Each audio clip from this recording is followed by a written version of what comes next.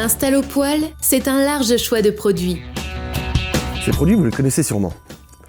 Afin de mener à bien votre projet, choisir Installopoil, c'est faire confiance à une entreprise de proximité qui vous accompagne. Nous nous déplaçons dans le Sud-Meusien et dans le département Haut-Marnais.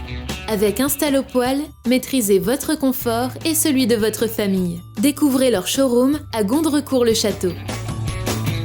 Solucom-édition.fr, partenaire des particuliers et des professionnels, propose un large choix de produits de protection sanitaire. Spécialiste des masques made in France avec un large choix de couleurs.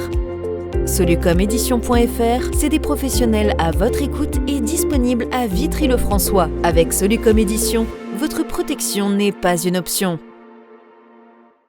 La tournée du Vaccibus de l'agglomération Saint-Dizier d'Air-et-Blaise touche à sa fin. Et nous irons percer le secret de la pierre de Savonnières.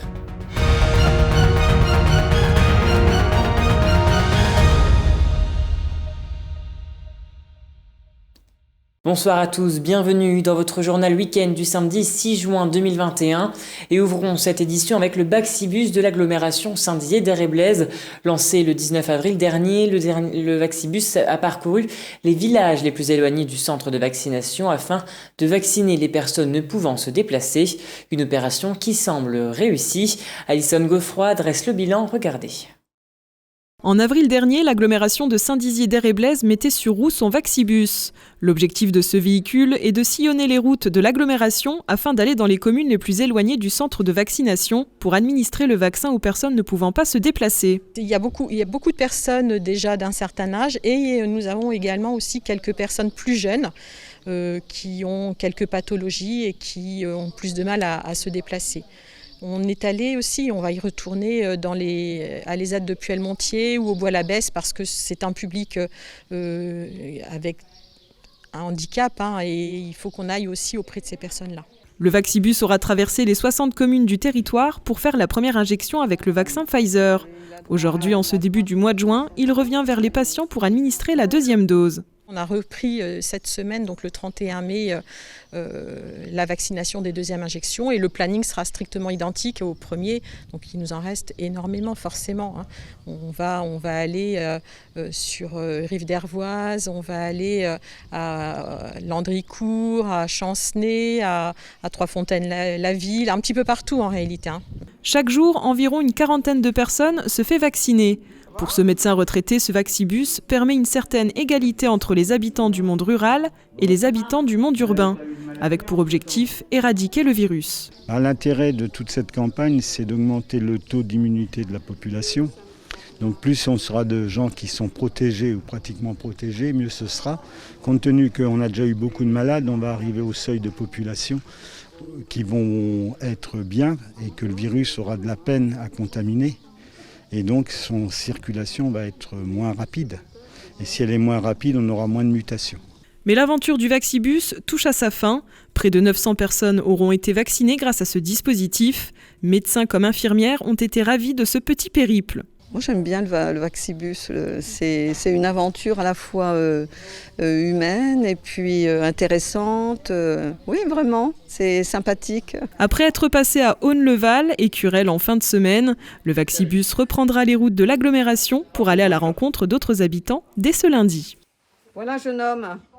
Et passons à présent à l'image du jour. L'été approche à grands pas au lac du Der. Les animations vont enfin commencer. Comme on le voit sur cette photo, le parc aquatique vient d'arriver sur la plage. Il va donc falloir quelques jours pour le mettre sur pied. Connaissez-vous l'association Les Amis de la Pierre? Cette association composée de bénévoles passionnés vous explique la formation de la pierre, le travail, les carrières depuis l'époque gallo-romaine jusqu'à nos jours, l'éclairage depuis les débuts de l'exploitation, ainsi que les grands monuments et édifices construits avec cette pierre, et enfin la culture du champignon de Paris en carrière souterraine. Un reportage de Chloé Gaillard et Manon de Fontis. Le gars il tape avec ça et il fait comme ça. Dans la carrière souterraine de Rainval, des bruits d'outils d'antan retentissent. Depuis plusieurs années, les membres de l'association Les Amis de la Pierre vous font découvrir la pierre de Savonnières. C'est une pierre spécifique qui sert pour la construction, ça peut être aussi bien pour l'intérieur et surtout pour l'extérieur, parce que c'est une pierre qui n'est pas gélive. Ça veut dire qu'avec l'humidité et tout ça, avec le froid, elle n'éclate pas. De renommée internationale, la pierre dite de Savonnières est utilisée depuis des siècles dans le bâti traditionnel ou encore dans les belles demeures Renaissance de Bar-le-Duc. Exploitée depuis le 19e siècle, la carrière souterraine de Rainval regorge de témoignages du passé. Alors ça, c'est les personnages qui ont travaillé le plus longtemps dans cette carrière-là, les deux-là, en tant que carrier. C'est parce qu'ils ont travaillé à ce niveau-là, à la galerie-là, en 1915. Créée en 2000, l'association Les Amis de la Pierre vous plonge, le temps d'une visite, dans le quotidien des carriers. Découvrir de manière ludique le travail dans les carrières depuis l'époque gallo-romaine jusqu'à nos jours, tel est l'objectif des visites guidées organisées par l'association. Avec passion, ces bénévoles multiplient les anecdotes historiques. C'était la contenance de pinard qu'il emmenait à la carrière pour la journée. Il buvait ça tous les jours. Plus qu'une simple découverte, ces visites sont un véritable devoir de mémoire. Je ne sais pas si vous voyez la lumière que ça fait, mais il n'y avait pas besoin de mettre des lunettes de soleil pour travailler avec ça. Pour explorer la carrière de Rainval et son histoire, les Amis de la Pierre vous accueillent jusqu'en octobre prochain, les 1er et 3e dimanches de chaque mois. Et on passe tout de suite aux élections départementales.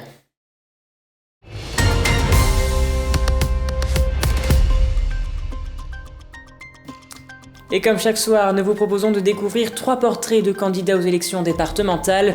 Aujourd'hui, il s'agit d'Astrid Ditulio et Bertrand Olivier pour le canton de Joinville, Rachel Blanc et Mokhtar Khalal pour Saint-Dizier-3 et Florence Loizé et Charles de Courson pour Sermaises-les-Bains. Ils ont donc 90 secondes pour vous convaincre. Regardez.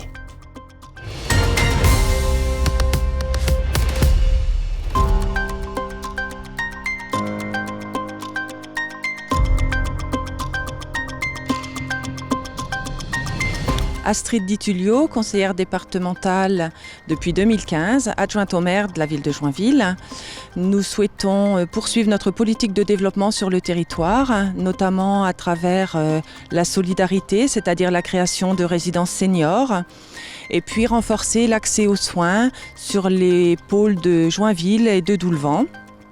Bertrand Olivier, je suis conseiller départemental depuis 2008 et maire de Joinville. Nous souhaitons poursuivre le développement de notre canton à travers donc la réalisation d'éléments structurants comme le futur collège de Joinville, mais également en lien avec la communauté de communes, d'une école sur Doulvan. Et puis également poursuivre tous nos efforts envers l'emploi et notamment les plus éloignés de l'emploi avec l'expérimentation territoire zéro chômeur. Nous souhaitons penser aussi à la sécurité de nos habitants à travers un déploiement en lien avec les maires bien évidemment, de caméras de surveillance sur non seulement le canton de Joinville mais toute l'agglomération de Saint-Dizier.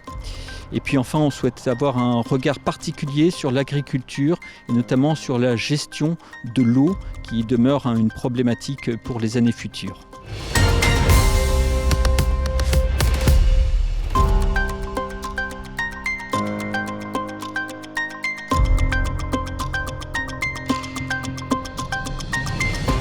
Je suis Mokhtar Khalal, conseiller départemental sortant.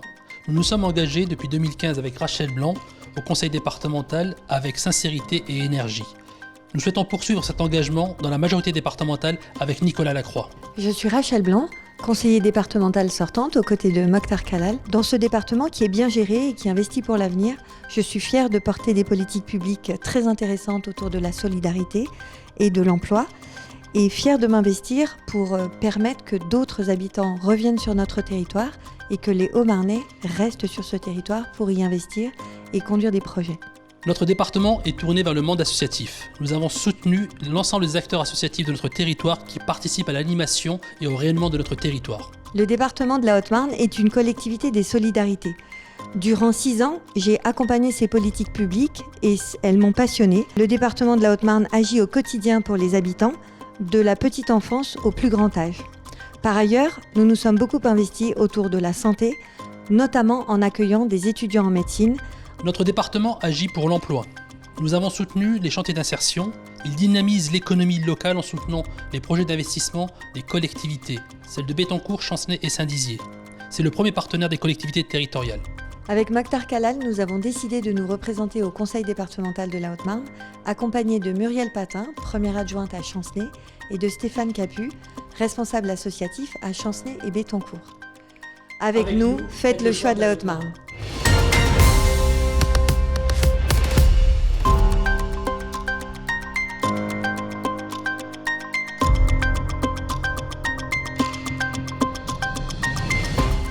Florence Loiselet et moi-même, Charles de Courson, nous sommes les conseillers départementaux du canton de Sermaises-les-Bains depuis 6 ans. Et nous avons un bilan important pour ces 6 années. Nous avons entièrement reconstruit le collège de Sermaises-les-Bains pour 19 millions. Nous avons amélioré les routes, les ouvrages d'art. Nous avons soutenu la poursuite du développement touristique du lac du Der. Mais nous avons aussi fait beaucoup en matière sociale. En effet, le département accompagne les familles de la petite enfance aux personnes âgées, en passant par le handicap et en soutenant les bénéficiaires du RSA. Mais nous avons encore beaucoup à faire. Les projets pour l'avenir, c'est achever bien entendu la modernisation de l'EHPAD de Thièblemont, mais c'est aussi pousser pour que celui de l'hôpital de Vitry-le-François soit aussi modernisé. C'est aussi la poursuite, que ce soit à l'hôtel, le grand projet d'hôtel à Giffaumont sur le lac du Der, que ce soit les commerces aussi sur la plateforme du lac du Der, pour donner quelques illustrations. Donc on a encore beaucoup à faire et c'est pour ça qu'avec Mme Loiselet, nous nous représentons. Un volet à ne pas oublier, l'accompagnement des communes et des communautés de communes, que ce soit dans leurs dossiers concernant les bâtiments ou les voiries. Voilà, et c'est avec tous, les communes, les intercommunalités, que nous réussirons à continuer à moderniser et qu'ils fassent bien vivre dans le canton de Sermaises-les-Bains.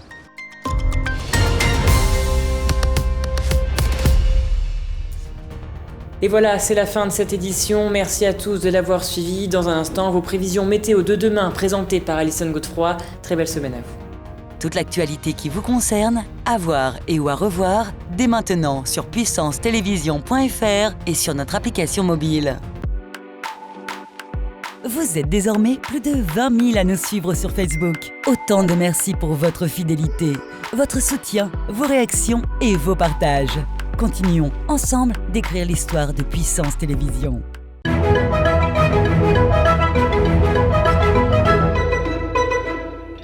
Bonsoir à tous, début de semaine plutôt ensoleillé avec du beau temps pour demain matin, quelques passages nuageux. Pour l'après-midi, aucune évolution. Côté température, il fera 20 degrés à Bar-le-Duc et à Chaumont. Demain lundi 7 juin, nous fêterons les Gilbert et nous gagnerons 1 minute de soleil. Très bonne soirée avec Puissance Télévision.